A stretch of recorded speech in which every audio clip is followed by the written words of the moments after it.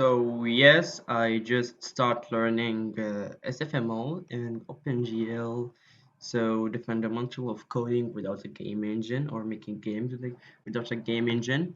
So I just created a simple prototype of my game that I'm making now on the Godot engine. You can see there's a code. It's a big code. I think 200 lines. No, it's not 200. It's 183 lines. We have everything here. I didn't use header file, and this is the big mistake I made. I just used one code, but I'm going to use header files in the future. So this is our code. We have the class, we have the class bullet, and we have the render window, we have the texture of the player, and we have everything. So we call the bullet here from the class. We have the enemy.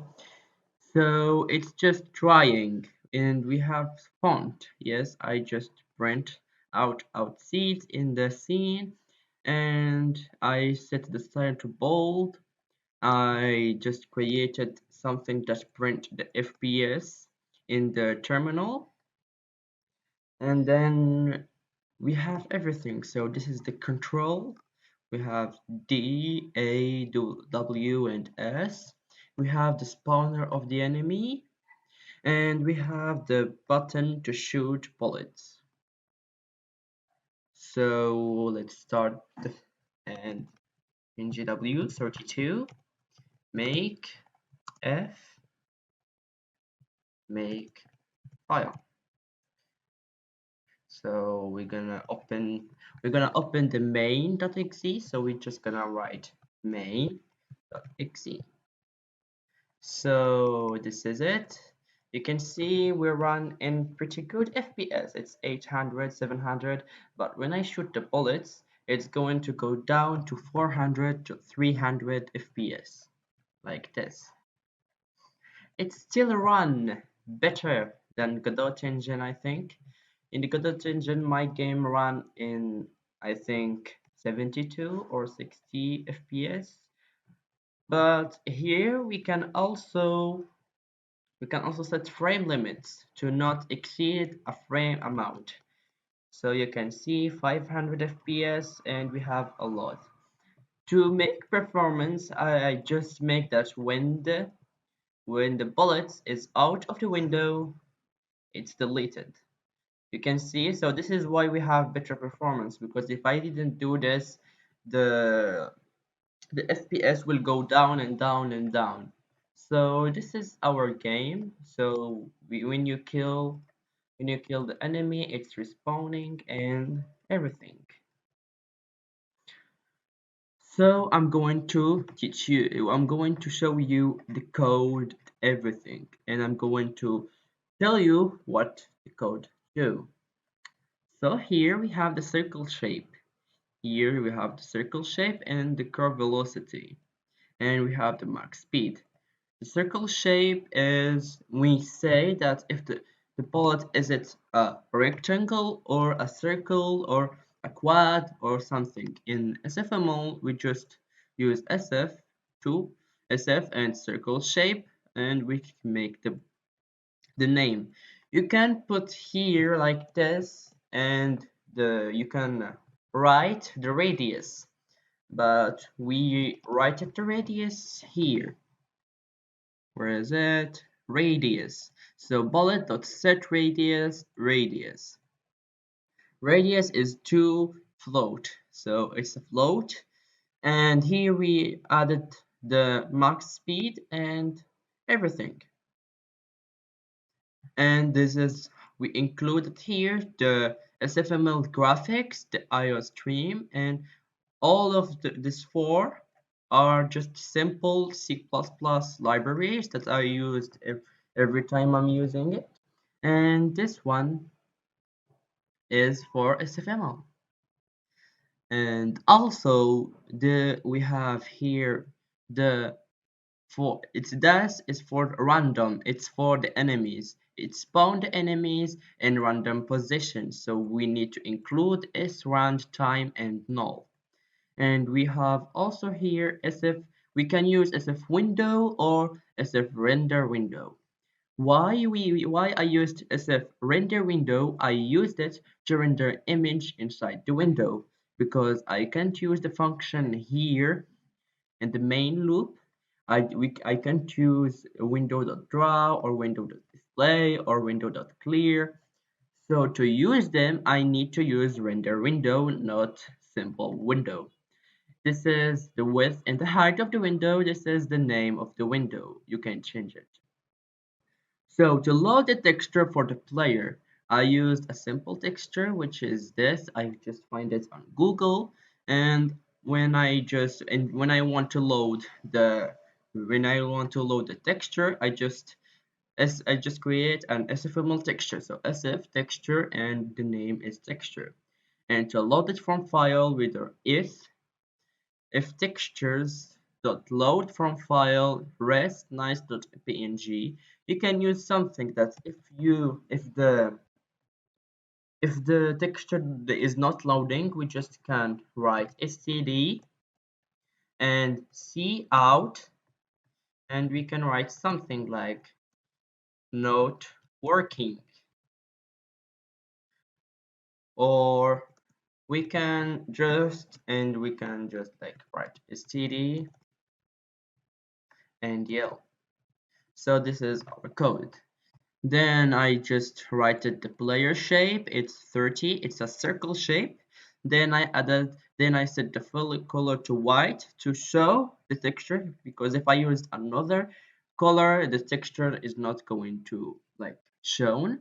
So I just shape.set texture, and it's basically in the default option. It's a pointer.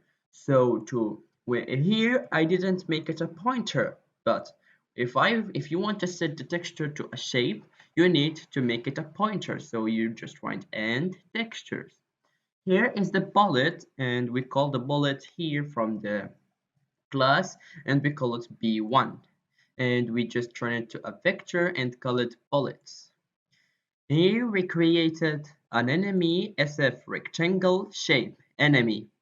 Here we just make some like enemy that says fill color, SF color magenta. I take it this color from a tutorial from YouTube, so it's the first time that I heard about this color. And here we have the enemy set size. I used the SF vector 2f and 20 by 20. Here is a spawn counter. It spawned one enemy by millisecond, and here we created a new vector for the enemies. Here is vector 2f. It's for the bullet. So here is for where we're gonna aim, and it's gonna shoot the bullet where we're gonna aim. Here is for the mouse position, and here where is going to go bullet is going from the center of the player to the direction. And for the text here outside, I just used sf font and font, and I just load from file this font. But here we're gonna add sf text, and we're gonna create a text. So text.set font to font. It's not the same thing as the texture. The font is not going to be in default as a pointer. So we're just gonna write font, and we're just gonna add the string outside, and we're just gonna text to set character size. It's size of the character 24, and text.set. Sometimes you just write set color, and it's not going to work. So you need to go with set fill color. And also you can set styles. I set it bold to make it like you can see it. And here it's for the frame rate. So SF clock, and if we go down here, we're gonna have the frame rate. So float current time is equal to clock dot restart dot as second. You calculate the frame per second. So you need to do seconds, not milliseconds. And we have here the FPS that we're gonna display in the terminal. So FPS is equal to 1 float, and it's divided by the current time, so it's going to give us the FPS. Here we have the event. So SF event, it's all for the poll event and the main event. The main event is when we click here, like when you just start game and you click an X, it's going to close the window. Here we have if event.type SF event resized. And what's this is mean? I just used an event that show me the size, the width, and the height. So if we start the game again, main.exe, and you're gonna have this, and if you just you can see that there is some height and everything, just like that and this. So this is how it should just display the width and the height, but it's not important. I will remove it. But here it's for the control of the player. I just say SF keyboard is K pressed. So SF keyboard is D. We're gonna move the shape and the X axis for 0.5 F. It's float. And when it's click in the A button, it's minus 0.5 in the X axis. But if we press up or W, is going to go to minus 0.5 in the y-axis and 0.5 in the S. When you click S, 0.5 in the y-axis. So this is the counter. So if the spawn counter is less than 1, he's going to plus, he's going to spawn the enemy. Still we have 5 enemies. I just do 5 enemies just to try for the prototype, but you can make more, like if we just make 500, and I think it's going to destroy the window. So mingw32 make and f and make file. So let's run it, main.exe. So as you can see, it's just deleting. We can kill them, but it's going to respawn every time. As you can see, there is like now it's we have before 700, 800, 900 FPS, and now we have 300, 100, and 400. So it's bad. So I'm going to do optimization. I'm going to learn how to optimize. And so enemy that set position to random, so it's going to set the position of the enemy in a random position, and it's going to get the size dot x and the same thing for the y.